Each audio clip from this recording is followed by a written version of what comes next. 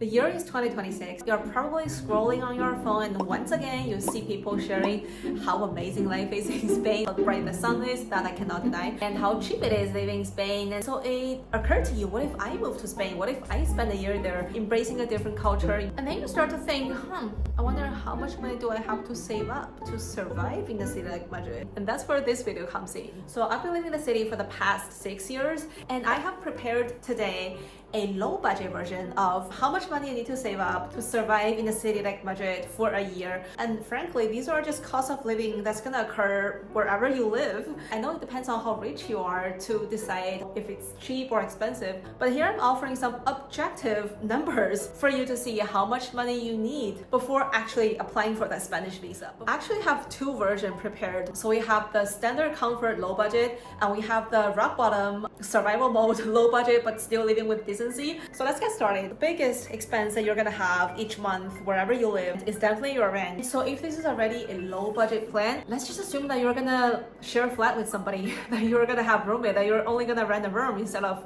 like a whole apartment, because that's gonna cost way more. So I put 600 euro here with your rent and all utilities included. And I think with this much money, it allows you to have a room in the city center with a window and with decent living condition. And next in the category, we have grocery. Let's just say this covers everything that you're gonna buy in a supermarket. So I put 150 euro here per month. That's pretty much how much I spend. I normally spend between 150 to 200, depends on the month. But I think 150 euro already allows you to eat pretty much what you want: meat, vegetable, fruit, snack, all that. Coming next, we have dining out, which includes restaurant, bar, coffee shop, all that. I think 150 euro is a reasonable amount for you to socialize, to hang out with your friends. On average, a meal in the restaurant in Madrid costs around 20 euro these days. Beverage, it's between 2 to 5 euro. And the next on the list is shopping and leisure activities. This includes everything that you buy outside of the supermarket. I mean, no matter how frugal you are, there gotta be a certain point of the month or of the year that you're gonna have to buy something. And chances are, if you're here to experience a different culture, you probably will spend some money on like all these cultural events, like going to a museum or other activities. So the last two expenses are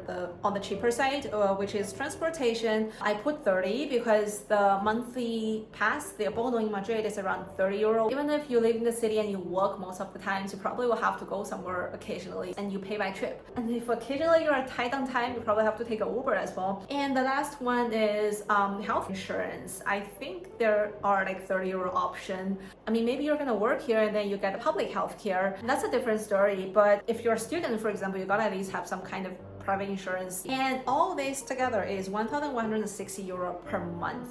And that takes us to 13,920 euro per year.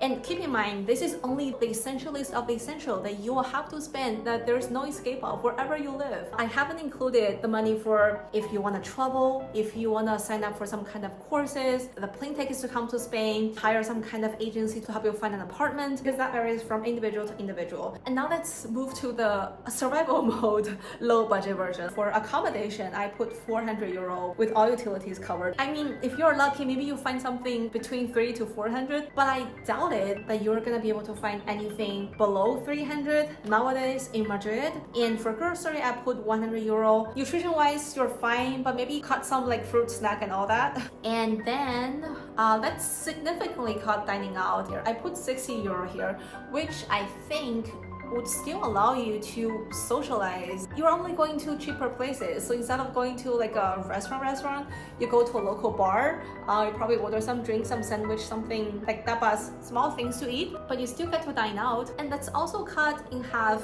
on shopping and leisure activities. So if you are already on a really, really tight budget, probably don't buy that many things and going to free events. So the last two categories of transportation and healthcare, and I put the same amount of like 30 euro each. And all this together, it's 670 euro per month, which is 8,040 euro per year. Huge saving already compared to the last version. Last but not least, moving to a new country means a lot of surprises. So I would definitely recommend you prepare some contingency money for a rainy day. Even though it doesn't rain that much in Spain, it still rains. Better prepared than sorry. And this is really just the bare minimum. And apparently if you decide to go to a smaller town instead of a big city like Madrid, that will cut your costs as well. So yeah, I hope this is helpful if you are actually planning coming to Spain. And if you have any other questions or curiosity, leave it in the comment. So that's it for today. Get ready for your once-in-a-lifetime experience in Spain.